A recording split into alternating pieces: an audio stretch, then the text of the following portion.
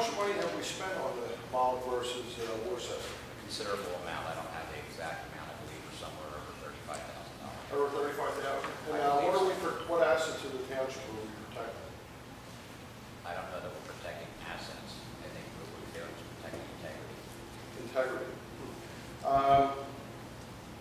I recall a settlement agreement that Mr. Garrity prepared for this. Okay, the board had Mr. Garrity prepare a settlement. Okay, and the settlement was sent to Molick and Landis, and they signed it and gave it back to Garrity. Okay, now, you know, I've seen agreements come before me, and you know, I've signed them, and I've given them back. And when somebody else prepares it, I would expect them to sign it also. And I'm wondering why the township wasted Garrity's time and our money to pay Garrity for a settlement agreement which he made representing the board. Right.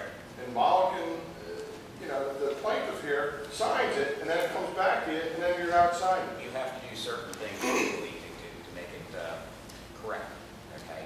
And as Mr. Garrity had mentioned to Mr. Molick, okay, there is no necessarily agreement just because he signs it. We have to take action on it if we want to. Well, so it's you part of the got to take process. action on it. I mean, from what I understand, talking to Jim, there was no deal now. It was done. You know, and this is, how long has this been going on for? I mean, how much more money? Well, the question is how much more money do we have to spend for harassment lawsuits? Yes, there is that question. Yes. And what's harassing about? Well, I think it's self-evident. We're at the point now where we're discussing litigation at a public meeting. You know, at some point it's not appropriate to do that. Okay. Any other comments or questions? Is it over $40,000 that you spent? I don't know yet. For this integrity? I mean, what, you know, the integrity starts eroding on how you're handling the taxpayers' money too. I mean, There's always two sides to any story. Again. Go ahead. Dr. Molick can drop the case anytime he wants to and make it go away for the township's benefit. well, he tried to do that apparently. Just drop the suit. Just drop it. Yeah, but if I recall, there's a countersuit. And I don't remember the board ever voting on a countersuit here. I mean, because the other townships I go to, usually there's a discussion that they're going to fight something and they vote on it and they take an action. So I would think a countersuit would take some action. When did you vote on this in the public meeting to take this countersuit? We shouldn't be discussing this. It's also clear there's absolutely nothing that's confidential anymore since this was strictly between the township and Dr. Molick. It seems like the township knows about it already. Yeah, so I guess there's nothing that we can't talk about, right? Well, I don't want the board discussing litigation, Jim. If the board wants to discuss litigation, then we should do so in an executive session. You have a right to question. Now, if a board member here wants to discuss it outside of the executive session, if the board wants to say that there's no deal outside of executive session, is there a problem with that? The board can do what it chooses to do. All I can do is give them advice, and I think it's not a good idea to discuss litigation in a public meeting. If the board chooses to go against that advice, they're certainly free to do so. Now, you know, one of the things that I recall is Art was upset about the right to know issue that Harrisburg came down on the township, and that was his reason for not, you know, settling this agreement. So what do the two cases have in common that would, you know, make a decision to not settle one because the Harrisburg came down and ruled against you?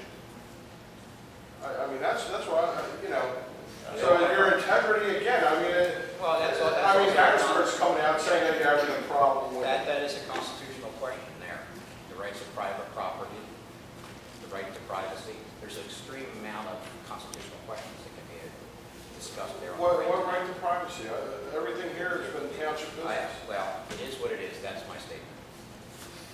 You have anything Which else you is- want to talk about? Well, I think there's a lot more to talk about. The last time, what about the right to know? Is this going to fall under this Molick versus Worcester? I have no idea. This was put on the agenda at Steve's request. Steve's request. Jim, just stop. Okay, let me help you out. I'll make everyone here aware of the situation. I was elected by the people of Worcester I will serve the people of the township. And my question is, in our executive session, what happened? And I have some questions about it. And I'm not sure of the law, and I'll tell everybody here, I was in office approximately 3 months, and I asked the township my own solicitor to give me my own legal advice on matters before the board, that I can do things that when I have a question, I can go to this person and ask for help, legal help. So I realized I thought there were some problems a long time ago.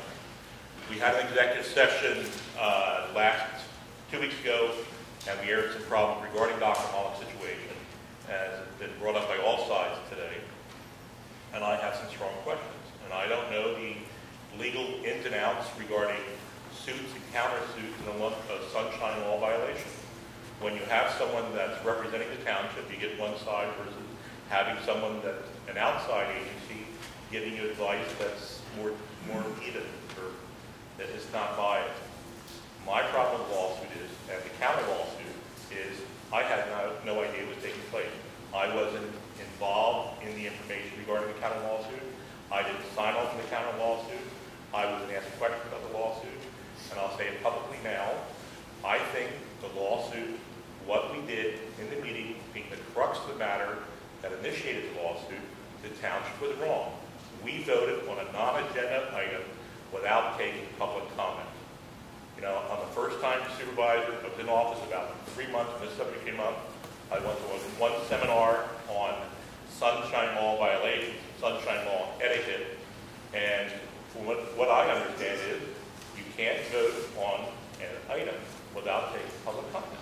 And that was the thing that kicked the whole meeting off that day. That, and we adjourned the meeting and we opened the meeting back up again. And what I understand is once you close the meeting, you can't open the meeting back up by just hitting the gavel saying, meeting closed, oh, wait a second, meeting open. So there's some issues there that I myself, not having a legal background, need guidance on. So there are my questions that I have. I strongly believe that we need to settle a lawsuit. That's an issue that has to be addressed. I think we spend a lot of taxpayers' money on issues that money we spent elsewhere. All right, you're talking about integrity. And all this money that's being spent, if you lose, how about resigning? I mean, you spend it, because if you lose, then it shows that you have no integrity, or you're fit to hold this office. So maybe we should resign. Well, we all have our opinions. Well, I know. Okay, And I'm saying about opinions that I won't use right here. And I see one before me. But I think spend all this money for saving possibly a $100 fine or being transparent in what we're doing. If you can't handle it, you're taking personal problems into this because you're ruled against something else, and you're personally thinking you're attacked, you're a public official. And if you can't stand the heat, you should get out. Resign if you lose.